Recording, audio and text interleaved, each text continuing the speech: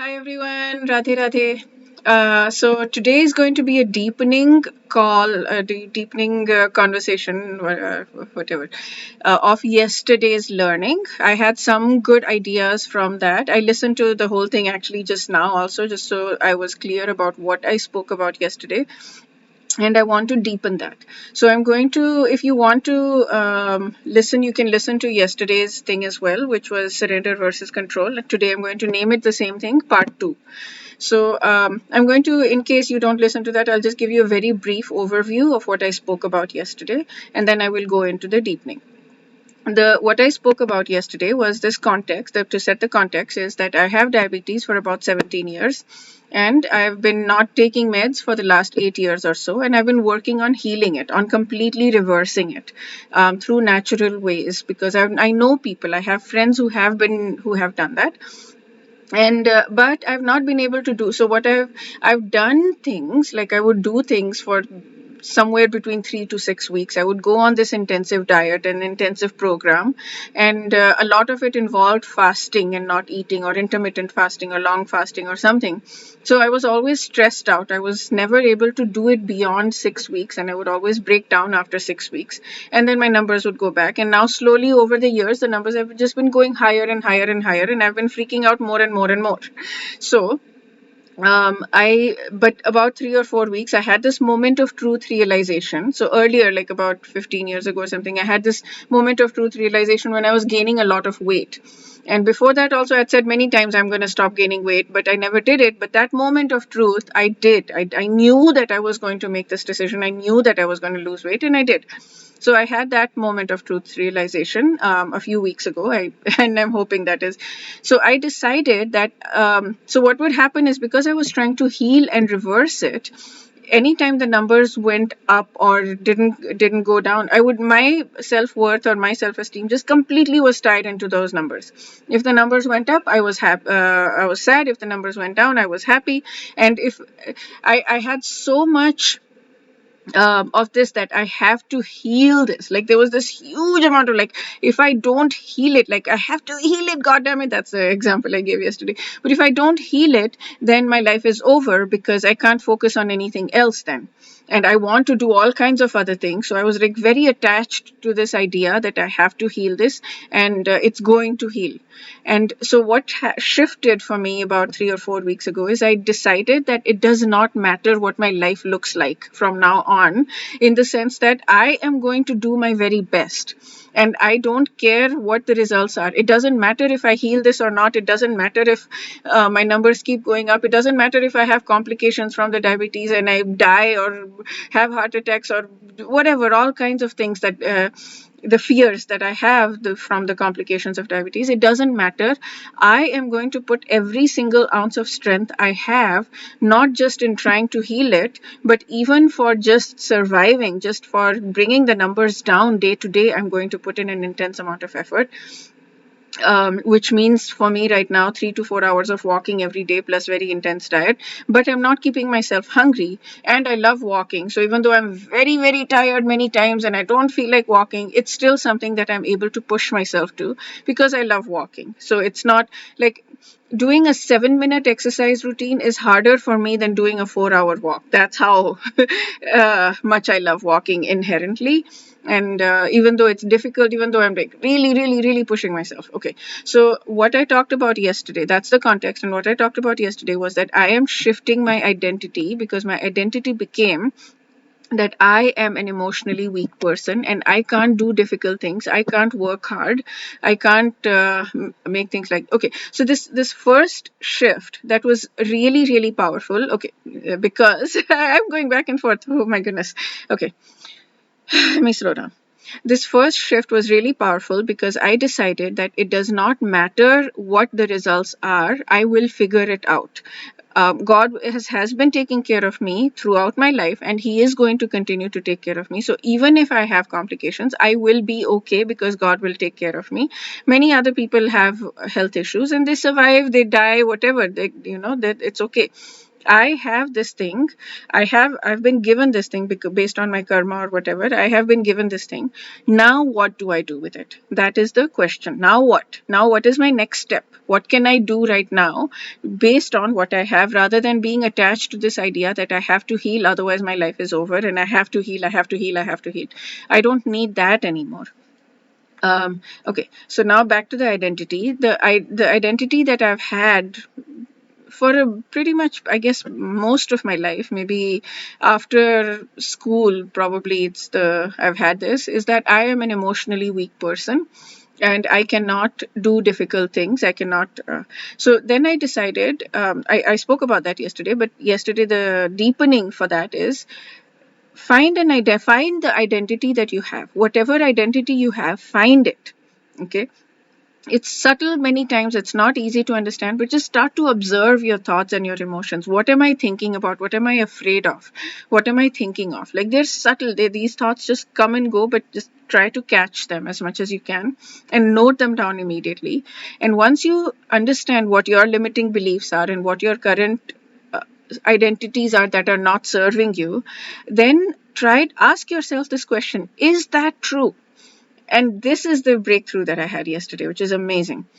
If there is there a single, for my situation, I'm an emotionally weak person and I can't do difficult things, I can't work hard. Is there a single situation in my life where that did not happen, where I was able to do difficult things, where I was able to work hard, where I was emotionally strong? Is there a single situation in my life? Duh, right? Of course, right? Of course there's going to be. So ask yourself that. Is there a single situation in your life where I have done what I have not had this identity, where I've done the opposite of this limiting belief or this limiting identity? So if you have even one situation in your life where you have done it, then that is not true. It is not true that I'm emotionally weak. It is not true that I cannot do difficult things. It is not true. So then that completely dismantles that, right? Now then I instead of going off into this whole thing like I can do everything and I can do anything and I can do whatever, that does not feel true for me either. I know that I cannot do a 7 minute walk exercise routine. I can do 4 hour walk, but I cannot do a 7 minute. There are so many things that I know that I still have to work my emotional strength up. But the question is, so I will not shift from saying I'm an emotionally weak person and I can't do difficult things and I can't work hard, to saying I'm a very emotionally strong person and I can do everything and I can work extremely hard. I cannot say that. That does not feel real at all. What I can say is that I can do difficult things. I can work hard. When I'm passionate about something, in some situations, I can work hard. That is huge. That may seem like a small thing, but that is huge.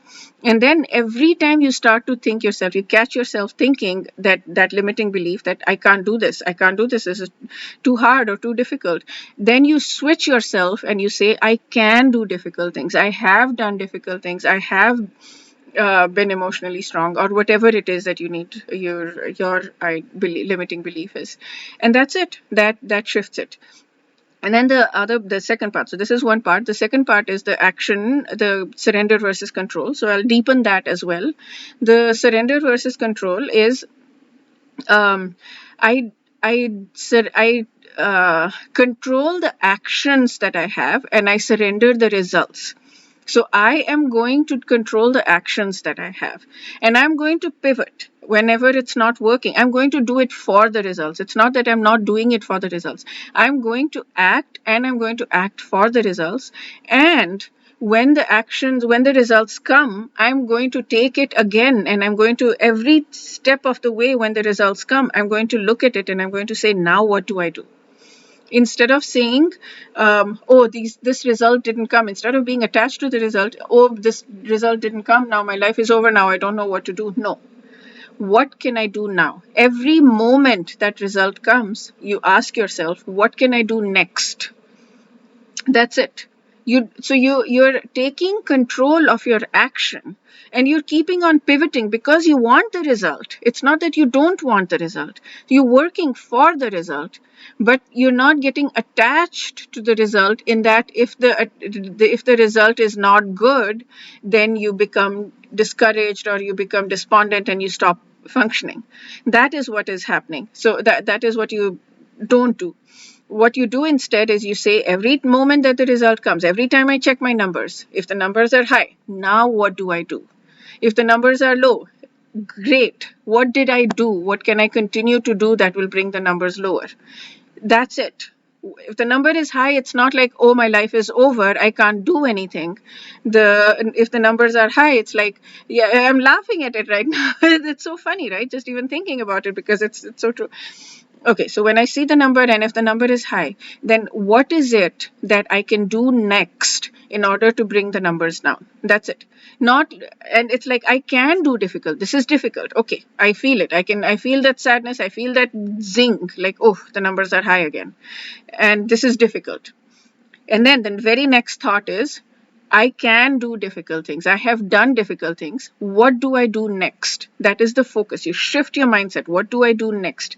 Okay. And then this very dear friend asked me this question when he's trying to lose weight, and he's saying, there is a scenario. I'm waking up in the middle of the night at 2 o'clock, and I have a tub of ice cream sitting in front of me, and I have a spoon.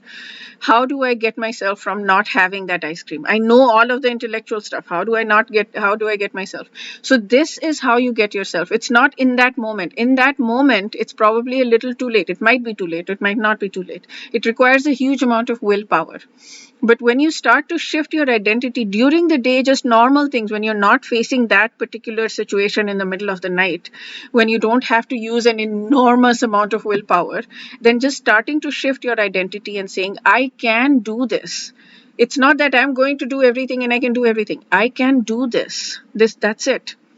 I can do this step by step, slowly but surely. I can do this. I can keep taking 1 foot forward, 1 step forward, and I can keep pivoting. That's another thing. I'm scared that I can't pivot. Like, I don't know what to do. If this doesn't work, then I'm stuck. I don't know what to do. But that's not true either. Is there a single situation in my life, to follow the same example? Is there a single situation in my life where I have pivoted, where something did not work, and I made a change, and then that worked? Of course there is, right? Of course there is. Duh. So I can pivot. So that's another limiting belief that I worked on this morning. I can pivot. And this came after yesterday, right? Like, I can do this, and so now, or the last 3-4 weeks or whatever, and then now the next limiting belief comes up. So when it's like peeling an onion, the first limiting belief was like, I'm too emotionally weak to do anything. Now it's like, okay, I can do it, but the next limiting belief comes up. I can do it, but I can't pivot.